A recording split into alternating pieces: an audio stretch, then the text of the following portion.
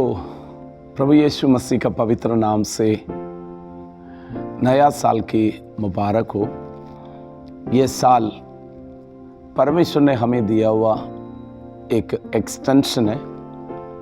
हम सब लोग समझ लेना, एक नया साल में परमेश्वर हमें प्रवेश करने के लिए अवसर दे दिया।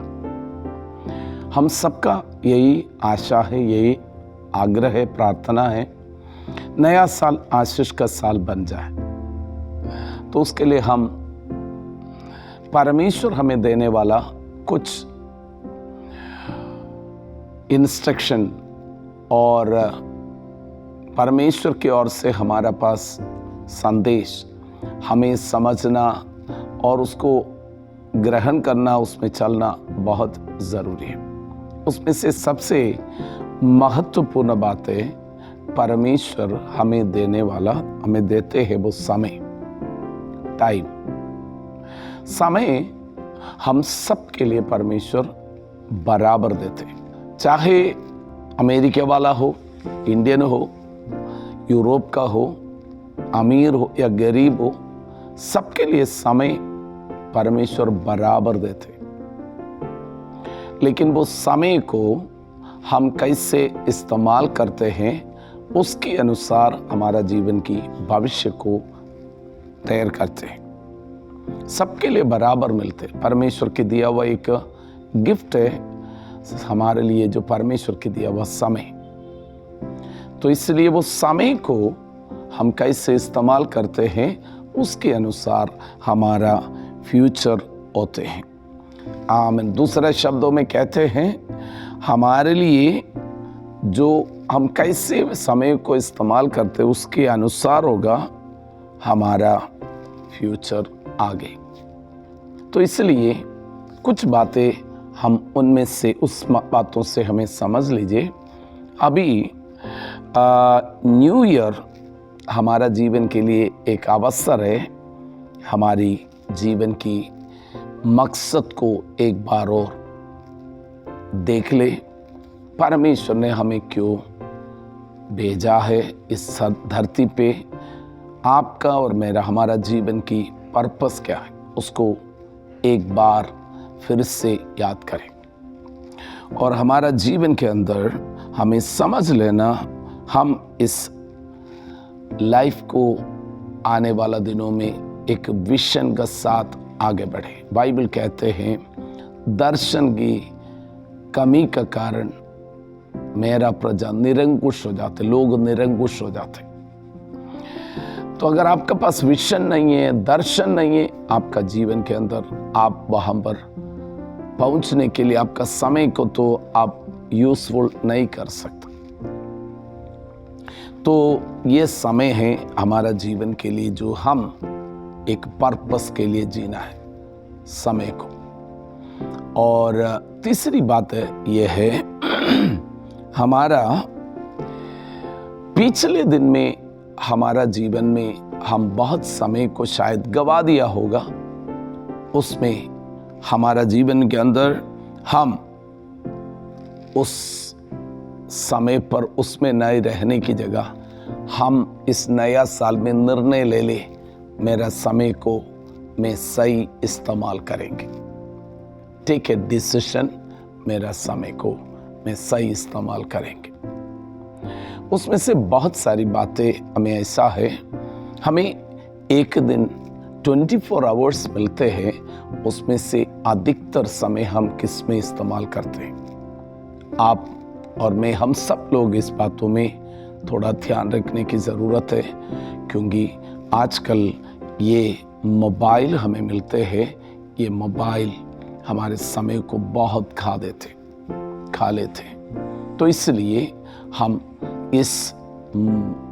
किस बात के लिए हमारा समय उसमें आपका क्या लाभ है, आप क्या देखते हैं, किस में समय निकालते हैं, दैट इज वेरी इम्पोर्टेंट। हमें बाइबल के अंदर हम देखते हैं, एक्लीसियास्टिक सबोपदेशक का पुस्तक, उसका 3 अध्याय, उसका 11वीं पद। सबोपदेशक का पुस्तक, उसका 3 अध्याय, उसका 11वीं पद में हम देखते हैं उसका 10 और 11 मिलकर पढ़ लेते। मैंने उस दुख भरे काम को देखा है जो परमेश्वर ने मनुष्यों के लिए ठहराया है कि वे उसमें लगे रहे। उसने सब कुछ ऐसे बनाया है कि अपने अपने समय पर वे सुंदर होते हैं। फिर उसने मनुष्यों के मन में अनादि अनंत काल का ज्ञान उत्पन्न किया है। तो भी जो काम परमेश्वर ने किया है वो आदि से अंत तक मनुष्य समझ नहीं सकता। उसका 11वें पद में लिखा, उसने सब कुछ ऐसा बनाया कि अपने अपने समय पर वे सुंदर होते हैं। अपने अपने समय पर वो सुंदर। उसका 3रे अध्याय शुरू करते हैं, वैसे शुरू करते हैं, हर एक बात का एक अवसर और प्रत्येक काम का जो आकाश के नीचे होता है एक समय है। जन्म का समय और मरने का समय, बोने का समय और बोए हुए को उखाड़ने की भी समय है। तो हर एक बात के लिए एक समय होता है। इस बातों को हमें समझना, परमेश्वर हमें जो बराबर समय देते हैं, सब लोग आशीषित होना चाहते हैं, लेकिन अगर आप आशीषित होना है, सबसे पहले हमारे समय को बहुमूल्य समझकर उसको सही इस्तेमाल करने की कोशिश करें। और एक बात हमें समझना है, टाइम टेम्पररी है, लेकिन हमारा लाइफ, हमारा जीवन इटर्नल है।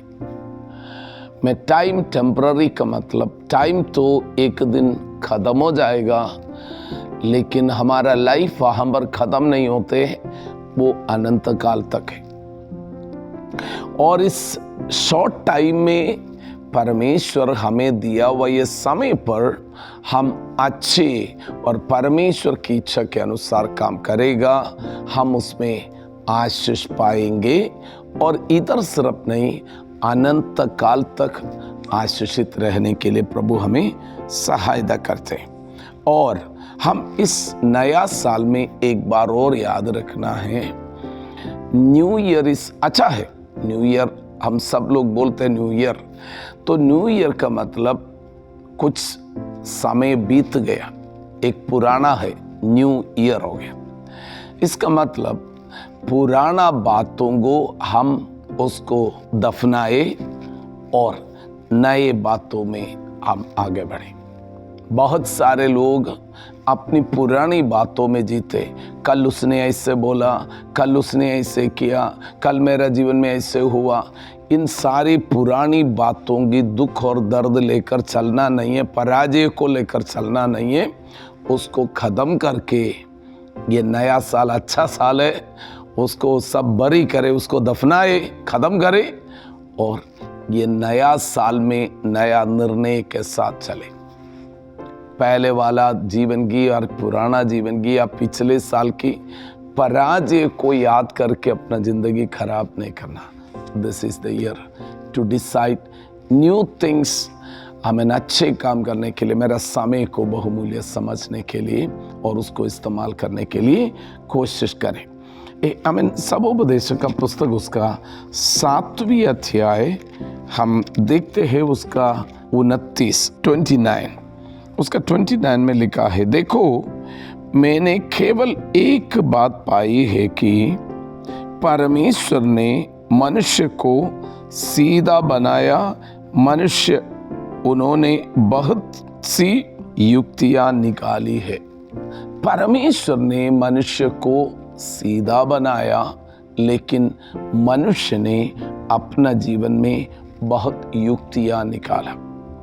उत्पत्ति की पुस्तक उसका 1 अध्याय उसका 31वें पद में लिखा हुआ है, परमेश्वर ने जो कुछ भी बनाया, परमेश्वर बोला है अच्छा है। 6वें दिन परमेश्वर ने जो कुछ भी बनाया बोला है अच्छा है। आपको भी, हम मनुष्यों को अच्छा बनाया, लेकिन मनुष्य के जीवन में युक्तियां, गलत बुद्धि करके वो गलत रास्ते पे जाते हैं वो उनको नाश की ओर। और हमें इस बातों को समझना है, आपको परमेश्वर अच्छा बनाया, लेकिन आज बुरे युक्ति करके अपने जिंदगी को खराब करने की जगह परमेश्वर की इच्छा पर जिए। और इस नया साल में पिछले साल का जो जीवन में हमारा जीवन की कुछ फ्रेंडशिप आपके लिए लाभदायक नहीं था, कुछ मित्रता, कुछ संबंध, कुछ रिलेशनशिप वो हमारे लाभदायक नहीं था, हमें वो ऐसा कोई संबंध है उसको कट ऑफ करे, उसको खत्म करे। आमीन। अच्छे रिश्ते में हम जीवन बिताने की कोशिश करें। और पहले दिन में, इस नया साल की पहले दिन में आपसे मेरा कहना यही है, नया साल में नया निर्णय ले, नई बातों पर आप शुरू करें प्रभु के वचन में। मत्ती रचित सुसमाचार उसका 13 अध्याय, मैथ्यू चैप्टर 13 उसका 22, हम उसमें देखते हैं जो झाड़ियों में बोया है ये वो है जो वचन को सुनता है, पर इस संसार की चिंता और धन का धोखा वचन को दबाता है और वो फल नहीं लाता। बहुत सारे लोग चर्च में आते हैं या वचन पढ़ते, वचन सुनते हैं, वो फलदायक नहीं, लाभदायक नहीं होने के लिए एक कारण है। बाइबल कहते हैं, क्या है वहां पर लिखा, 22 में लिखा है, जो झाड़ियों में बोया गया ये वो है जो वचन को सुनता है, पर इस संसार की चिंता और धन का धोखा, संसार की चिंता और धन की धोखा। आप जब अपने जीवन के अंदर वचन हर दिन सुनना है, वचन पढ़ना है, वचन पर जीवन बिताना है। कल से हम आपके लिए कुछ वचन की बातें लेकर आपके पास आएंगे। हम कोशिश करेंगे परमेश्वर का बच्चा वचन पर चले और इस साल आपका जीवन के लिए आशीष का साल बनना है। हमें परमेश्वर के दिया हुए समय को बहुमूल्य समझना है। नया साल आशीष का साल में भरपूरी का करेक्शन जहाँ पर चाहिए करेक्शन में आना है। जो चीज़ से हमारा जीवन के लिए लाभदायक नहीं है उस सबको छोड़ना है। परमेश्वर की इच्छा के अनुसार हमें जीवन बिताने के लिए समय हमारे लिए रुकता नहीं है, समय चला जाते हैं, लेकिन आपका मिलने वाला समय को आप कंट्रोल कर सकते हैं सही इस्तेमाल करते हुए। समय चाहे दिन हो या एक घंटा हो या आपका जीवन में मिलने वाला अवसर हो, वो हमारे लिए किसी से के लिए रुकता नहीं है, वो कोई मनुष्य के लिए रुकता नहीं, वो चला जाएगा, लेकिन आप उस समय को कंट्रोल कर सकते हैं। आज का दिन मुझे क्या क्या करना है, कैसे जीना है, उसको आप कंट्रोल करें। समय को ऐसे जाने नहीं देना, समय को बहुमूल्य समझे। हम नया साल में हमारी समय को बहुमूल्य समझकर हम आगे बढ़ेंगे। हम कल परमेश्वर की इच्छा है तो हम कुछ वचन उससे रिलेटेड हम सुनेंगे। परमेश्वर हमें सहायता करेंगे, पवित्र आत्मा में मदद करे। Thank you so much. मैं आपको वायदा दिलाता हूँ, मेरा भी कोशिश है हर दिन आपका पास कुछ वचन लेके आए, आपसे बात करें, हम मिलकर प्रभु के वचन के अनुसार आगे बढ़ेंगे। हमें प्रभु की महिमा के लिए बहुत कुछ करना है। तो प्रभु आपको बहुत आशीष करे। God bless you. ये नया साल आशीष का साल है, महिमा प्रकट होने वाला साल है और ग्लोरियस रिवाइवल आपका जीवन में, जीवन के द्वारा हम सबका द्वारा प्रकट होने का समय है। प्रभु आपको, आपको परिवार को बहुत आशीष दे। God bless you.